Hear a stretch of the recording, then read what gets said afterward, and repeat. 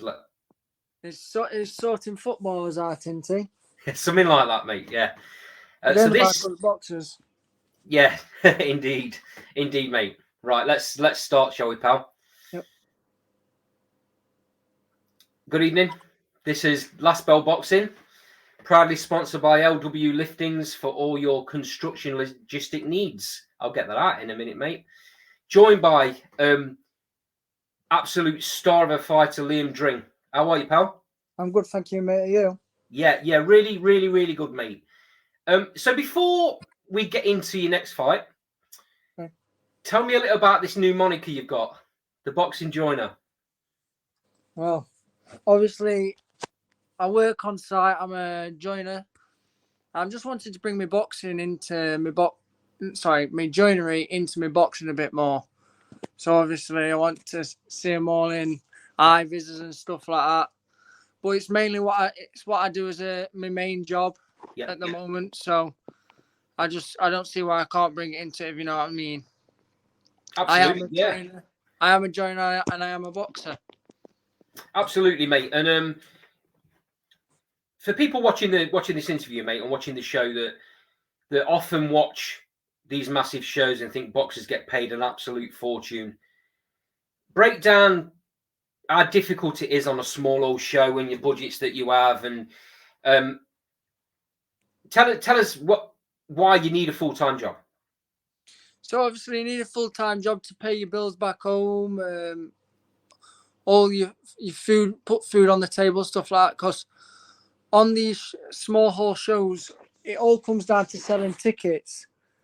And if you can't sell the tickets, you can be best boxer in the world. If you can't sell tickets, there's no point in you doing it. Because if you're boxing out the home corner and you are selling the tickets, you've got to pay for your opponent. So depending on how many rounds, so 4 rounds, you could be looking at £1,400.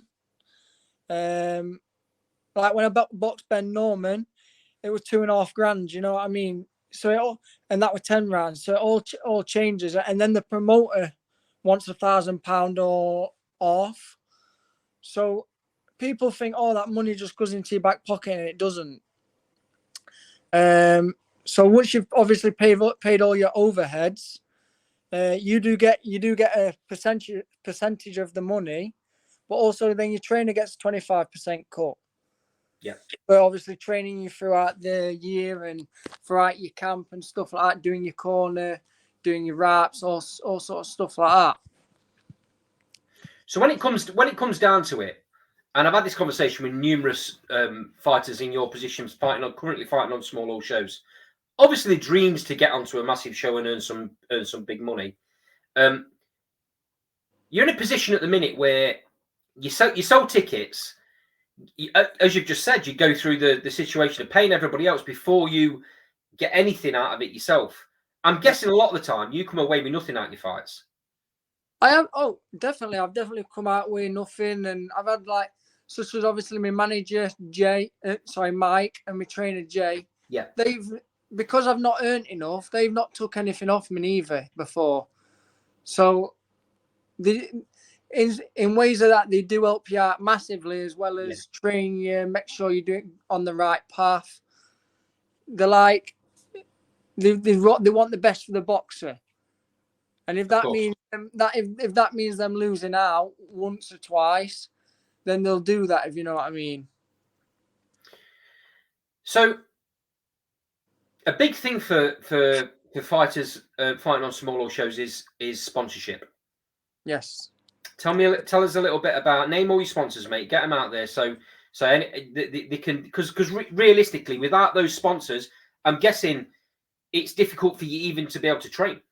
Oh yeah, definitely. Because obviously you've got your medicals yearly, which they've gone up. So they're about £1,000 now every year. Where your brain scans, your blood tests, and every professional boxer has to take these yearly. Yeah. So they all struggle with it, but obviously when you're on the bigger shows and you earn the bigger money, it's like change to them, if you know what I mean. So them who's trying to make it, we've got to fund that if the sponsors don't help us out. So obviously I've got SLK Seeds, I've got my gaffer, Mark Judge Joinery, Empire Fight Store. I've got SC Travel, Leonide Interiors. I've got Bronze Luxury Tanning, and Trackform UK. They all do a massive job. Big respect to sponsors because without sponsors, small old shows might go under because fighters just won't be able to box. They won't be able to afford to. No, they can't. They can't afford to.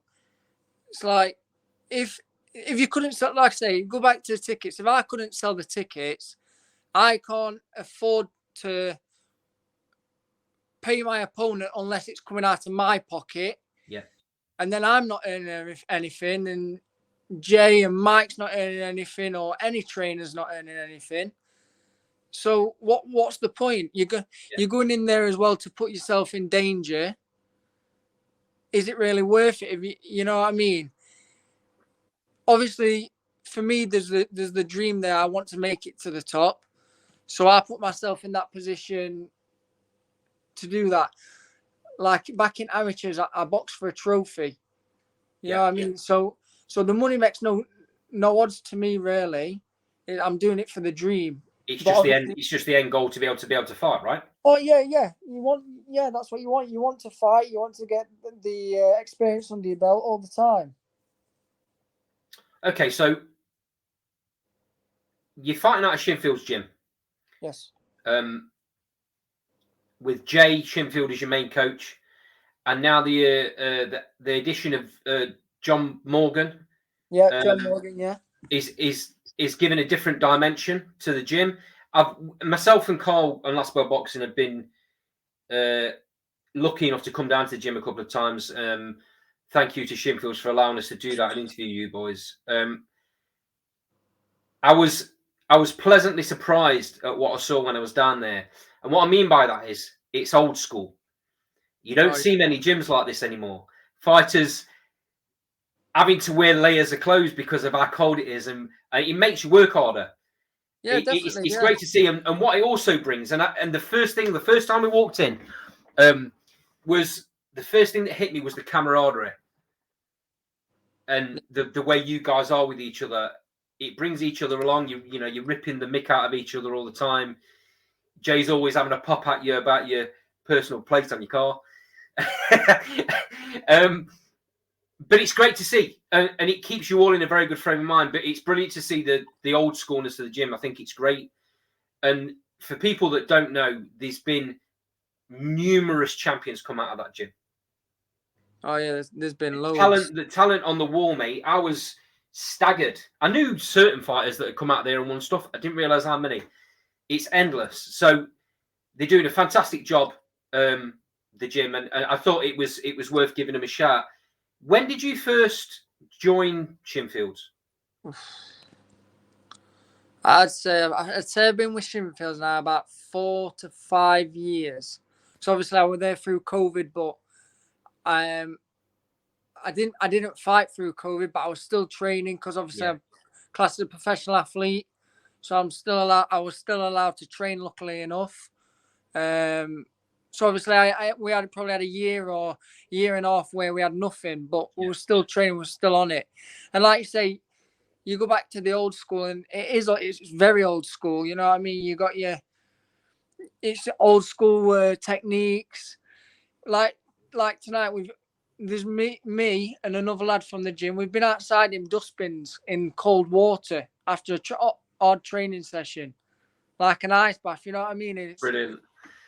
It's old school. Sat in a dustbin outside. You tell people and they say, "Nah, I'm not bothered about that. You can have that."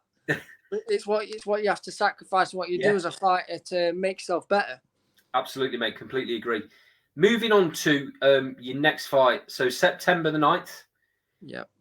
At Bramall Lane, Platinum Suite, on the Dennis Hobson Fight Academy show. Have you got an opponent yet? I have. I believe he's from Spain. I'm not actually sure of his name. Obviously, down to all that, the opponent and everything, I always leave down to Jay and Mike. Yeah. I listen to Jay, John, towards the training advice on what they want me to do, what I need to be doing. So really, I don't need to search my opponent up. I trust their knowledge. You know what I mean? Yeah. So I just listen to them and I do what I've been told.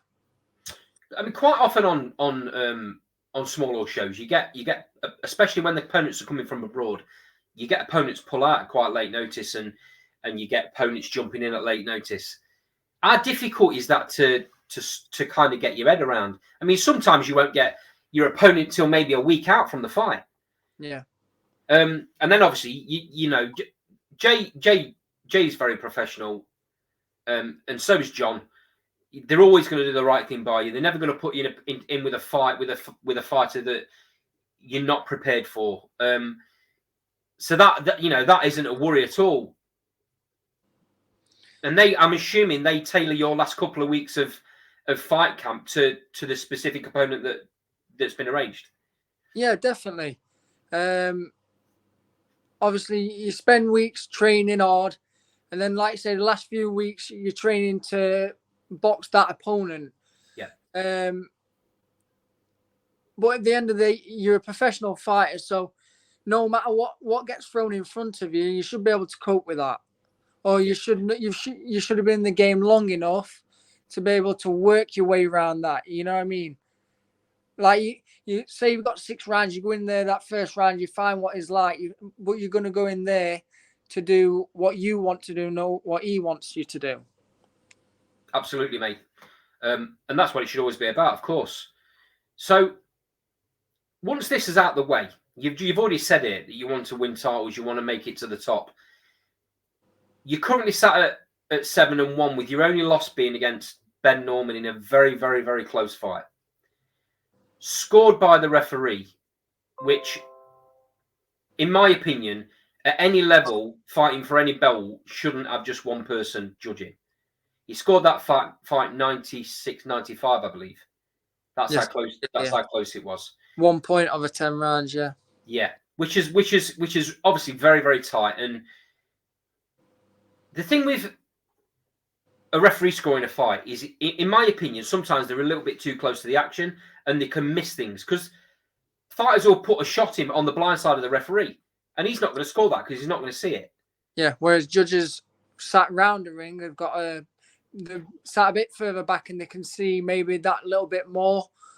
So they may score it. And I think with the opinion of maybe 2 or 3 judges, and a different outcome may have come from it, if you know what I'm saying. Yeah, I remember I was at that fight. I remember how disappointed your team were coming out from the ring. Obviously, a lot of respect to Ben Norman there. You know, it wasn't anything against him, but obviously, you know, you and your team didn't agree with the decision. So, is there an opportunity? I know you know that was for the Midland area fly title. Is there an opportunity to potentially fight Ben again? Maybe down the line. Yeah, you can never say never. But I wanted to look higher than that, if you know what I'm saying. Obviously, I'm going down to light fly now, so I will be boxing at light fly. This next fight, I'll be boxing at light fly, which is 7 stone 10 or below or lower on the day before. So it's a total different category. It's not flyweight no more, is it? Yeah. So there's going to be other fighters around that weight. There's going to be other opportunities.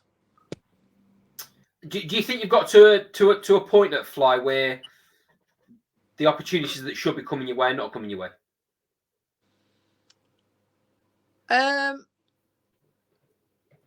Maybe no, probably not. What it is, see, I walk around 8 stone 1.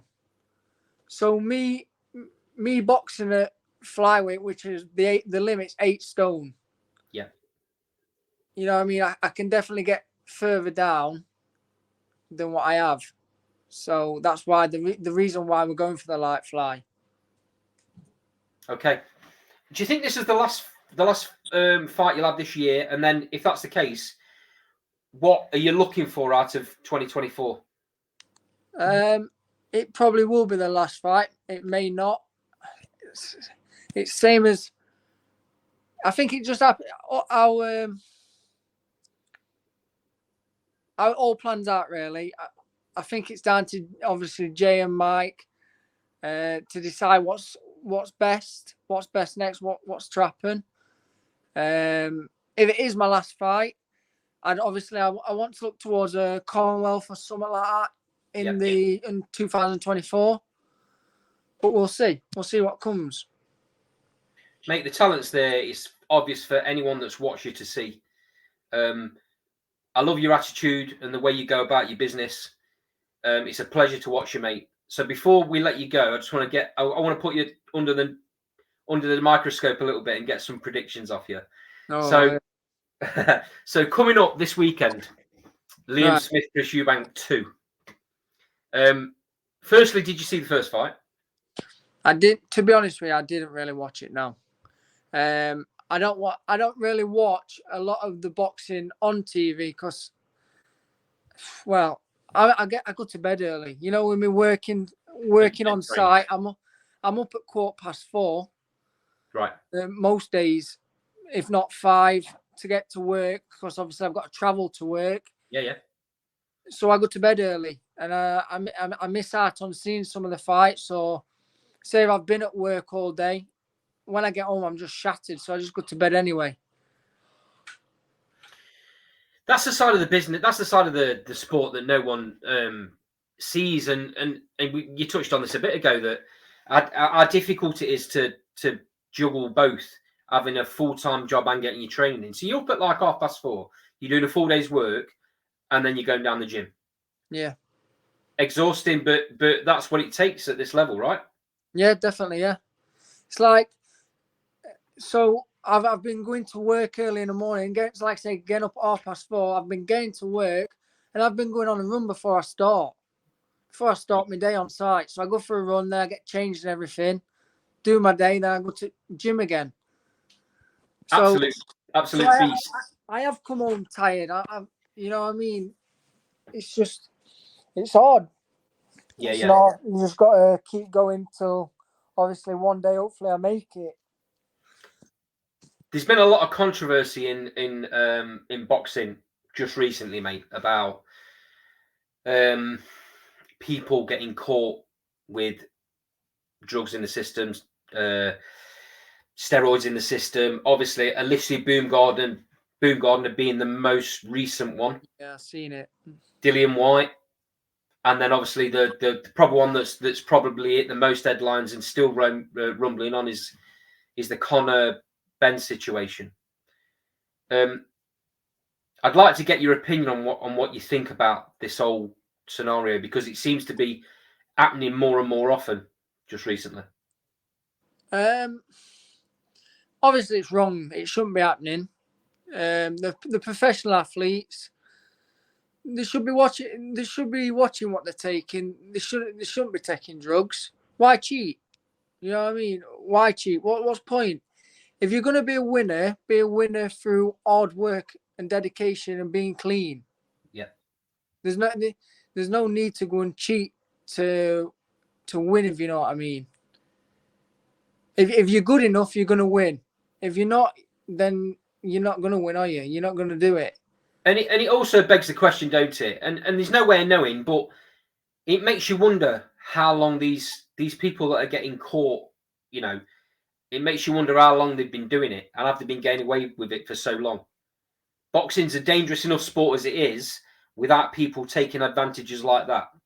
Oh yeah, because what happens if they hit someone and they end up dying from it, and then they find out that they've been cheating through taking drugs? It's a whole different story then, isn't it? Well, it's murder, isn't it? Manslaughter. Well, I'd say so, yeah.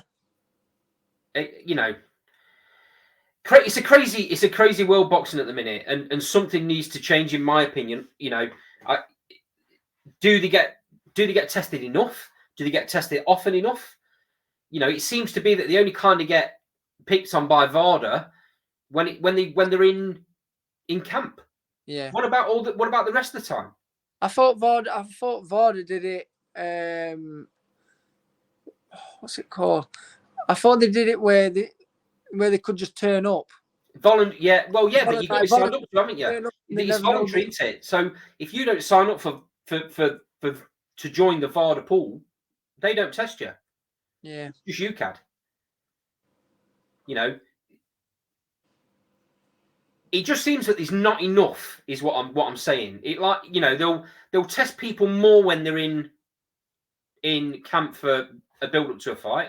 They'll get tested before the fight. They get tested after the fight. But there don't seem to be a massive amount of testing, unless I'm wrong. There don't seem to be a massive amount of testing for the rest of the periods that they're not in that in between time when they're in camp or when they're training or when they're resting. Yeah, I know what you're saying. Do you think there should be a better organisation where to be a professional fighter you have to sign up and they can come and test you whenever they want? Yeah, you should. But then again, it goes down. They'll come with the argument of, oh, the money side of things. Who's gonna pay for it all? Because it's not cheap, is it? Of course not, mate. And obviously, small old shows is another argument. But when you're talking about world title fights and massive paydays, and these guys getting paid, certainly at the very top end, getting paid astronomical money, it's not like they can't afford it, you know. So even if we're talking about world level, when world titles are involved, that it changes. But for me, it's just it's such a dangerous sport that it's criminal that it's happening. It is. It's very dangerous sport. Like I say, you're going in there to hurt someone, and obviously you don't. It's like you don't go swimming and not get wet. So you're going to go in there and probably get punched. Yeah. And it only takes that one hit to do any damage, but that's the sport, isn't it? It's a combat sport. You know what you sign up for when you do it. Indeed, so. Mate. I don't agree with the drug taking. No, definitely not. Right, I'm not gonna let you get away without giving me a couple of predictions. So, so we'll go for the one I was going to ask you about, and then we got a little bit sidetracked. Liam Smith, Chris Eubank 2 this Saturday in Manchester. How do you think it plays out? I reckon Liam wins it again. Same way.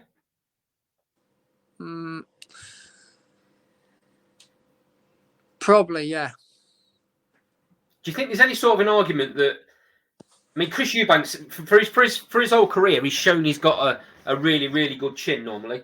And it looked like he crumbled, you know, in that fight. I think it was the pressure that did it more, wasn't it? Liam Smith put under too much pressure and it just didn't leave him alone. Yeah, exactly. Do you think that's Chris Eubanks' kryptonite? He can't fight on the back foot. Maybe, yeah. Okay, so boy, are you going for Liam Smith? Just Liam Smith victory? Is he going to win on points? Is it going to be a knockout? I'll go for Liam Smith stoppage. Wonderful. Next one. Go on. Lee Wood, Josh Warrington. Oof. Brilliant fight, right? Yeah, it'll be good on that. I'll say I'm gonna go with Lee Wood. Do you think Lee's the fresher of the two fighters? Yeah, definitely. Yeah. I mean, what Lee's done and what Lee's proved in the last couple of years just goes to show any fighter that, because Lee did it the old way. He's been in the small halls. He's been in arenas. He's been fighting in front of a couple of hundred people. Sorry, he's worked his way up. He's worked his way up through obviously with boxing the small halls to the top. You can say the same for Josh Warrington as well. I know he's been at the top longer than Lee. You know, he's been in, you know, massive fights for the best part of 10 years. But before that, he was in the same situation. So it's two fighters I've got lots and lots and lots of respect for because of the way they've come through the sport. And massive credit to both of them for taking this fight, indeed. Yeah, they've not really been fed with a silver spoon, have they? They've not come straight out to a GB or England team and get picked up by such as Eddie or your Frank Warren. They've worked their way up to that. Definitely the hard way, mate. And last thing before I let you go, mate.